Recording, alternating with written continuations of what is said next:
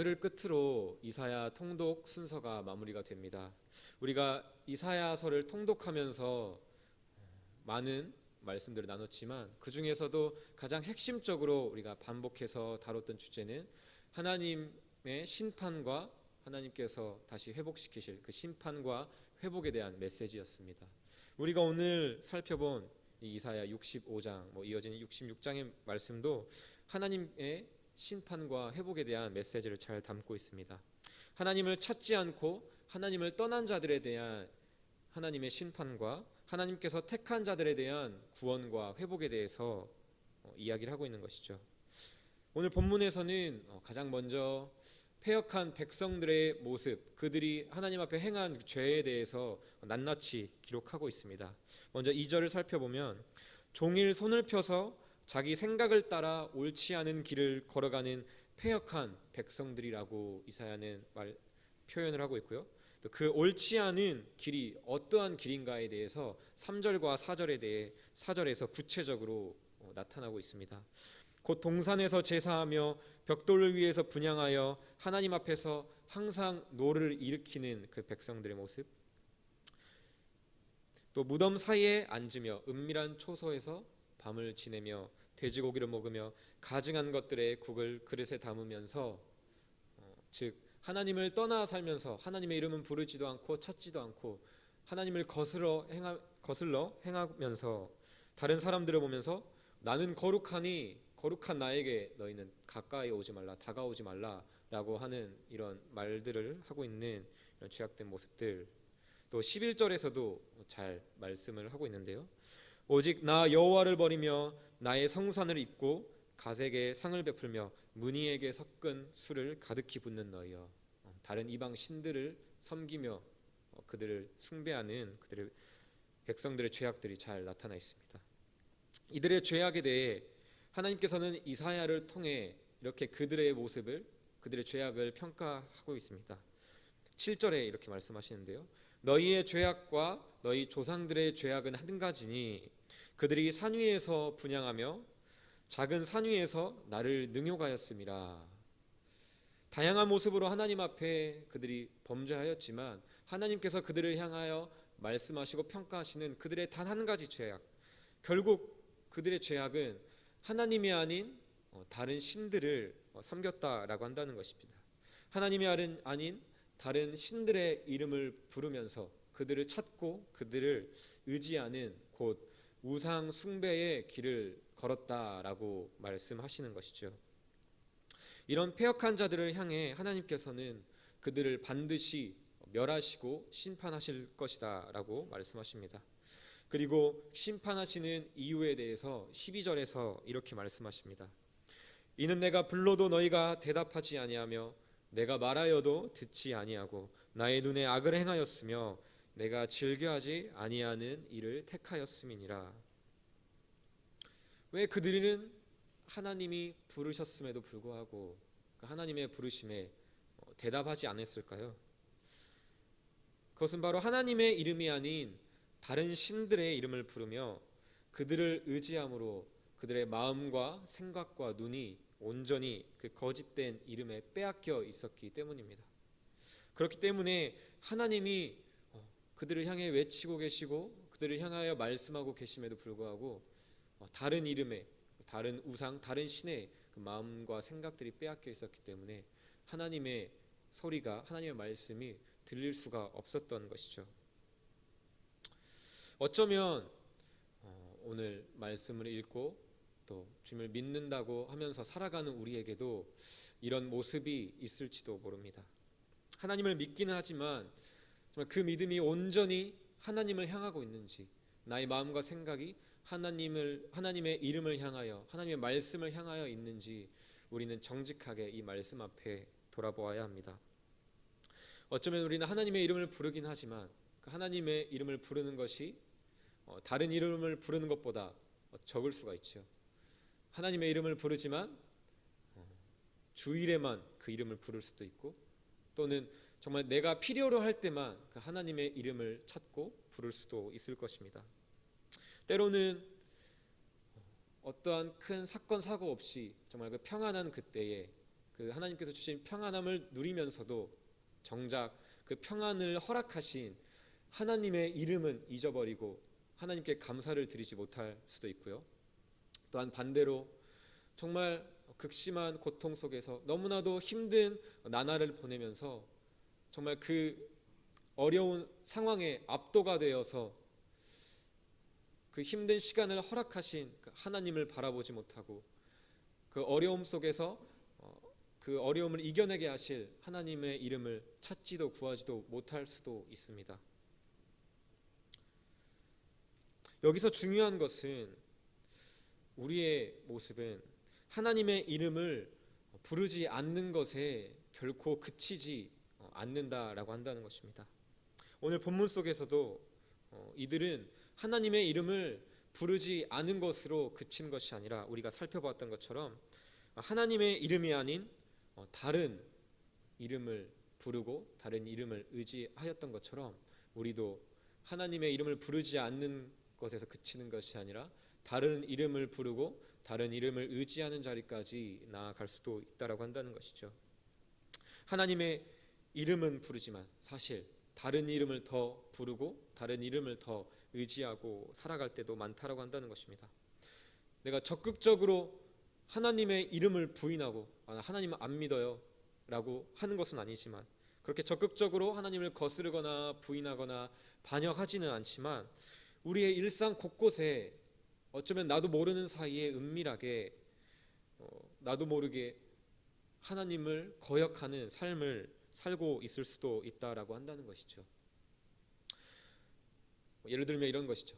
지인들과 만나서 많은 대화들을 나누는데 그 대화 속에 내가 자주 보는 드라마 속 주인공의 이름은 많이 우리가 이야기를 하지만, 또 내가 유튜브를 많이 본다면 내가 많이 보는 유튜브의 채널 이름은 그 대화 속에서 많이 오르락내리락하고 많이 언급하지만, 정작 그 대화 속에 어떤 믿음의 교제나 하나님의 이름에 대한 언급은 단 한 번도 없이 그 대화가 마무리가 될 수도 있고, 또 우리 가정을 생각해 봤을 때 가정에서 사랑하는 가족들의 이름, 우리가 남편의 이름, 아내의 이름, 자녀들의 이름은 가정 안에서 수도 없이 많이 부르지만 그 가정을 정작 그 가정을 허락하신 하나님의 은혜를 기억하며 함께 온 가족이 하나님의 이름을 부르는 자리 가운데 나아가지는 않을 수도 있는 것이죠. 또 우리의 삶을 보면 어떻습니까?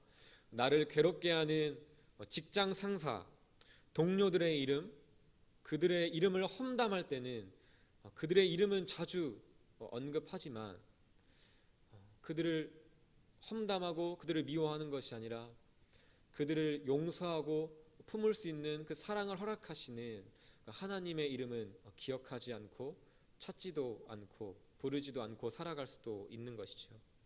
또 나의 성공과 성취, 행복이라는 나의 이름에 마음을 빼앗겨서 진정한 나의 삶의 만족과 행복, 그 모든 것들을 주실 하나님의 이름은 잊어버리고 살아갈 때도 참 많습니다. 다른 이름을 부르며 다른 이름에 마음을 빼앗기고 살아가는 우리가 과연 어떻게 우리를 부르시는 하나님의 말씀, 하나님의 외침 앞에 반응할 수가 있을까요? 불러도 부르시는지 알아차리지 못하고 알아차리지 못하기 때문에 하나님의 부르심에 대답하지 않는 것이 아니라 대답하지 못할 것입니다. 일상 속 은밀하게 젖어드는 다른 이름을 부르며 마치 개구리가 그 미지근한 물에서 서서히 가열되어 그 뜨거운 물이 뜨거워지는지도 모른 채 말라 죽을 수도 있는 것처럼 영적인 눈과 귀가 서서히 멀어져 가고 귀가 막혀버려서 하나님이 불러도 듣지 못하는 지경에까지 우리가 이를 수도 있다라고 한다는 것이죠. 우리는 이렇게 하나님의 말씀을 듣고 매번 예배를 드리며 하나님 말씀을 듣고 알면서도 하나님 말씀대로 살아가지 못하는 나의 모습을 보며 다른 이름을 부르며 살아가는 나의 모습을 보며 우리는 우리의 죄악 앞에 하나님께 나아가고 하나님 앞에 용서를 구하는 것이 아니라 그 자리까지 나아가지 못하고 때로는 우리의 이름을 이렇게 부르곤 합니다. 죄인 누구누구누구, 하나님의 은혜를 저버린 정말 가룟 유다 같은 배신자 같은 누구누구누구, 하나님을 믿는다고 하면서도 정말 오랜 시간 하나님의 말씀을 듣고 하나님을 믿는다고 하면서도 변하지 않는 나 누구누구누구, 이런 식으로 나의 모습에 대해 내가 평가하며 이런 식으로 나의 이름을 내 스스로 부르는 것이죠. 하지만 어떠한 그런 죄책감 속에서 스스로를 정죄하며 나를 향해 내가 부르는 그런 이름들은 결코 나의 이름이 아니라는 사실을 우리는 기억해야 합니다. 하나님은 하나님의 뜻대로 살지 못해 가슴 아파하는 하나님의 백성들을 결코 저버리시지도 버리시지도 않는다는 사실을 우리는 기억해야 되고요. 죄책감에 빠져서 하나님으로부터 숨는 것, 피하는 것이 결코 하나님의 뜻이 아니라는 사실도 우리는 기억해야 됩니다. 우리는 우리를 찾으시는 하나님의 은혜, 하나님의 열심을 기억해야 하는데요. 하나님을 믿는 하나님께서 택한 믿음의 사람들, 하나님의 뜻대로 살고자 몸부림치는 우리를 하나님께서는 계속해서 찾으신다는 사실을 우리는 기억해야 합니다. 오늘 본문 1절과 2절의 말씀에서도 하나님은 끊임없이 하나님 말씀을 듣든 안 듣든 하나님께서 택하신 그 자들을 향하여서 그 백성들을 향하여 외치시는 소리를 우리는 볼 수가 있습니다.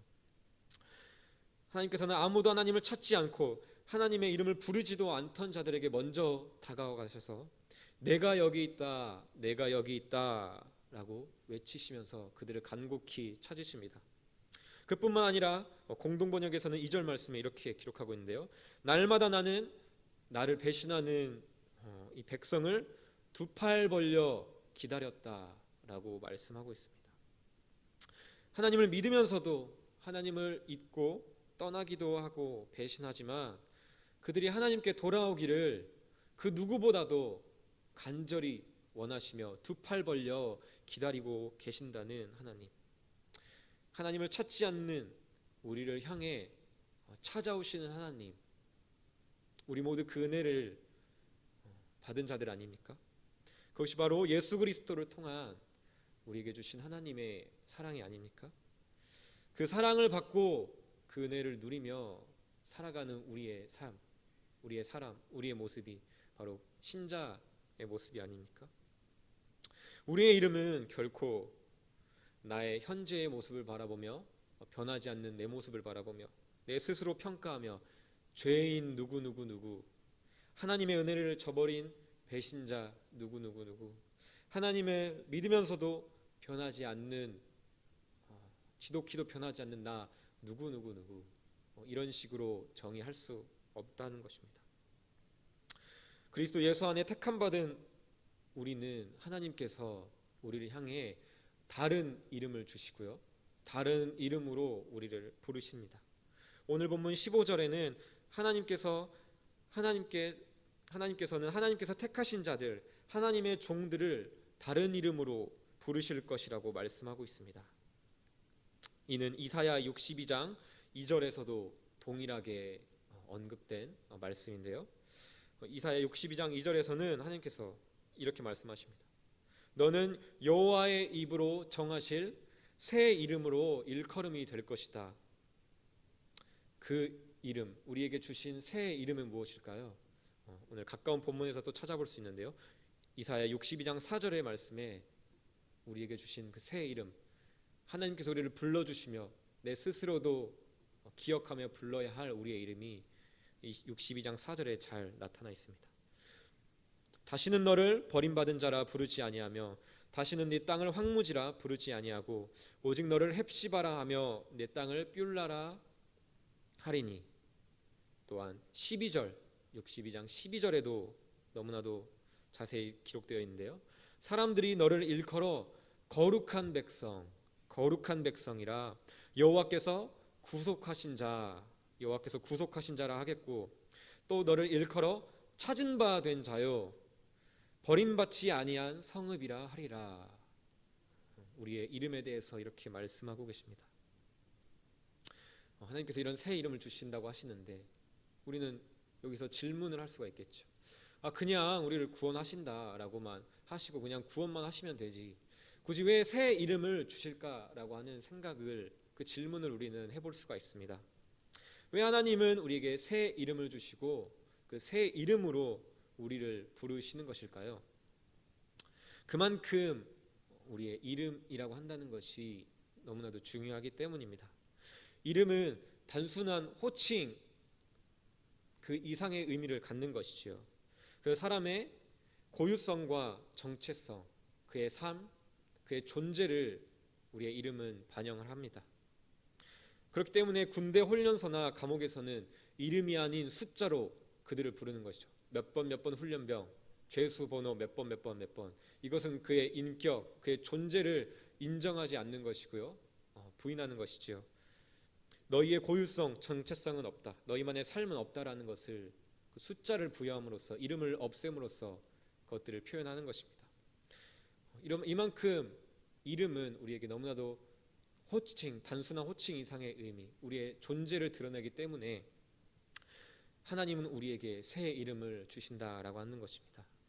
마치 하나님을 만난 아브라함을 향하여 하나님께서 아브라함이라고 하는 새 이름을 주셨던 것처럼, 아브라함이라는 새 이름을 받은 것처럼, 또한 야곱이 이스라엘이라는 이름을 받았던 것처럼, 또 시몬이 베드로라고 하는 새 이름을 받았던 것처럼, 우리는 그리스도 예수 안에 있는 하나님의 의로 말미암아 새로운 이름을 받았다라고 한다는 것입니다. 그렇습니다. 우리가 62장 4절과 12절에서 살펴봤던 것처럼 우리의 이름은 거룩한 백성이라고 한다는 것입니다. 우리는 거룩한 백성이고요, 우리는 여호와께서 구속하신 자, 예수 그리스도를 통해 구원받은 자입니다. 우리는 하나님께 찾음받은 자요, 버림받지 않은 자들입니다. 이것이 바로 하나님께서 우리에게 주신 새 이름이라는 것이죠. 하나님께서 우리에게 새 이름을 주신 까닭은 그냥 너 이제 이 이름이야 라고 하는 것이 아니라, 아까 우리가 그 이름의 의미에 대해서 살펴보았던 것처럼 새 이름에 합당한 삶을 살기를 바라시기 때문입니다. 그 삶은 바로 하나님을 닮은 거룩한 삶을 살아가는 것이고요, 그 거룩한 삶은 오직 거룩하신 하나님의 이름을 부르며 하나님을 의지하며 살아갈 때만 살아갈 수 있다는 것을 우리는 기억해야 됩니다. 우리가 주기도문에서 고백한 것처럼 하늘에 계신 우리 아버지여 이름이 거룩히 여김을 받으시오며 라고 하는 우리의 기도의 고백이 거룩하신 하나님의 이름을 부르며 거룩하신 하나님을 의지하며 살아가는 삶을 통해 우리가 그 기도의 고백대로 살아갈 수 있는 것이지요. 오늘 이 아침 하나님께서 주신 우리의 새 이름을 기억하며 그 은혜에 감사함으로 오늘 하루 우리에게 새 이름을 주신 하나님의 이름을 다른 모든 이름보다 마음껏 부르며 주신 새 이름에 합당한 거룩한 삶을 살아가는 이 하루가 되기를 원합니다. 우리가 그렇게 살아갈 때에 오늘 본문 이후에 나오는 그 새 하늘과 새 땅의 삶이 우리가 이 땅에서도 살아갈 수 있게 될 것입니다. 그 삶을 살아가는 모든 우리 성도님들 되시기를 주님의 이름으로 축복합니다.